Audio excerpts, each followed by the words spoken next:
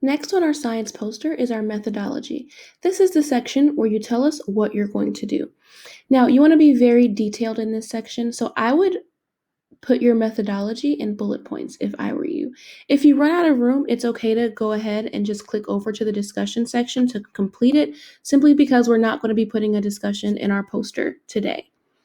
So, methodology, you can do it in steps. So, step 1, I would say construct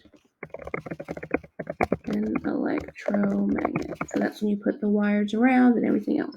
Now, your methodology depends a lot on what strength factor you're testing. Are you testing the number of coils? Are you testing the magnitude of the electric current? So I'm not going to give you too much more information about what to put in your methodology, but just remember to try to be as specific as possible.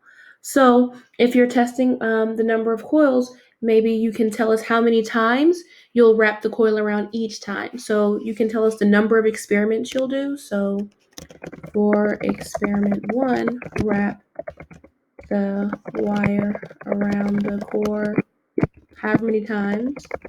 And then you can say for experiment 2, however many times, for experiment 3, however many times. And then you also want to tell us, record how many, whatever, the electromagnet picks up or moves, etc.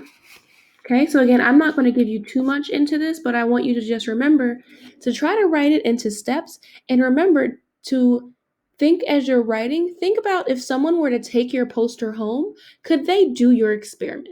So try to be as specific as possible. Again, if you run out of space, feel free to use the discussion section. We're not going to be using it for this poster. We may use it for a poster in the future, but not for this one.